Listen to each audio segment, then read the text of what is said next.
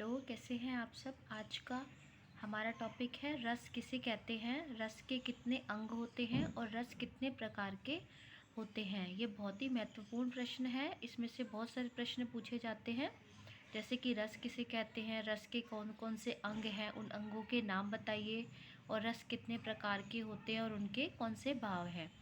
आज मैं आपको रस के अंग और रस के प्रकारों के नाम लिखवाऊंगी। अपनी अगली वीडियोज़ में मैं सभी रसों को उदाहरण सहित आपको परिभाषा सहित लिखवाऊंगी। तो अभी तक आपने मेरा चैनल सब्सक्राइब नहीं किया है तो जाकर इसे सब्सक्राइब करें, ताकि रसों के जो भी रस हैं वो आपसे कोई उसकी वीडियो छूट ना पाए।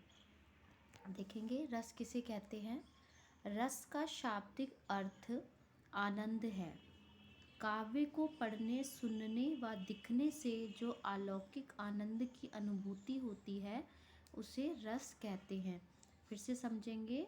रस का शाब्दिक अर्थ होता है आनंद, जैसा कि नाम से स्पष्ट है कि किसी चीज़ को, किसी काव्य को पढ़ने, सुनने और देखने के बाद जो अलौकिक आनंद की अनुभूति होती है उसे हम रस कहते हैं। अब रस के कौन कौन से अंग हैं। रस के 4 अंग या अवयव होते हैं। पहला स्थायी भाव, विभाव, अनुभाव और संचारी भाव। लर्न कर लेंगे साथ में। स्थायी भाव, विभाव, अनुभाव और संचारी भाव। ठीक है, 4 इसके अंग होते हैं। अब स्थायी भाव में क्या होता है। रति, प्रेम, घृणा की भावना को स्थायी भाव कहलाता है। ठीक है, कोई प्रेम की भावना, किसी के अंदर घृणा की भावना होती है तो वहाँ पर कौन सा भाव लिखा जाएगा, स्थायी भाव। सेकंड है विभाव। हृदय के भावों को जगाते हैं वो विभाव कहलाते हैं। जो भी हमारे हृदय में भाव उठते हैं किसी भी तरीके के, जो उनको जगाते हैं उनको विभाव कहलाते हैं। अब है थर्ड है अनुभाव। भावों का अनुसरण करने वाले, मनोभाव को व्यक्त करने वाली शारीरिक व मानसिक चेष्टाएं अनुभाव कहलाती हैं। ठीक है, जो भी हमारे भाव होते हैं उनका अनुसरण, उनको फॉलो करने वाले मनोभावों को व्यक्त करने वाली, उनको दिखाने वाली शारीरिक, जो भी हमारी फिजिकल और मेंटल, शारीरिक व मानसिक चेष्टाएं हैं वो अनुभाव कहलाती हैं। संचारी भाव। जो भाव मन में अल्पकाल तक संचरण करके चले जाते हैं वे संचारी भाव कहलाते हैं।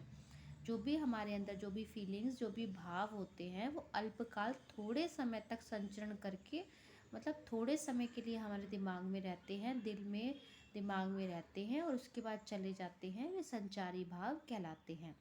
जैसे कौन कौन से होते हैं। हर्ष, शंका, भय, लज्जा, चिंता, मोह आदि। ठीक है, आशा करती हूँ ये आपको समझ आया होगा। इसके सारे अंग स्थायी भाव, विभाव, अनुभाव और संचारी भाव। अब इसके हम रस के प्रकार देखेंगे। रस के 11 प्रकार होते हैं। ठीक है, कौन कौन सा होता है। श्रृंगार रस सबसे पहला है हमारा श्रृंगार रस। श्रृंगार रस का स्थायी भाव क्या होगा। रति, माधुर्य या प्रेम। ये प्रश्न पूछे जाते हैं कि श्रृंगार रस की परिभाषा देते हुए उसका स्थायी भाव बताइए। ये सारी परिभाषाएं मैं आपको अब अगली वीडियोज़ में करवाऊँगी, सबकी अलग अलग वीडियो बनाऊँगी मैं। श्रृंगार रस का स्थायी भाव है रति, माधुर्य और प्रेम। हास्य रस का स्थायी भाव है हास या हंसी। करुण रस, जैसे कि नाम से है, शोक। वीर रस, ये सब अपने नाम से ही इनके स्थायी भाव है। ये आपको मतलब याद करने में बहुत आसानी होगी। वीर रस मतलब उत्साह। रौद्र रस, क्रोध। अद्भुत रस, इसका होगा स्थायी भाव विस्मय। विभत्स रस का होगा घृणा। भयानक रस का स्थायी भाव होगा भय। शांत रस का स्थायी भाव होगा पश्चाताप। वात्सल्य रस का स्थायी भाव होगा वत्सल। भक्ति रस का स्थायी भाव होगा अनुराग, भगवत विषयक रति। ठीक है, तो ये आपको अच्छे से लर्न कर लेने हैं। पहले तो 11 कौन कौन से प्रकार हैं और उनके स्थायी भाव कौन कौन से हैं।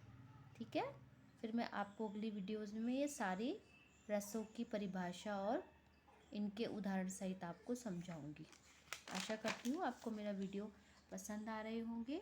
इसी आशा के साथ आप मेरा चैनल सब्सक्राइब करना ना भूलें।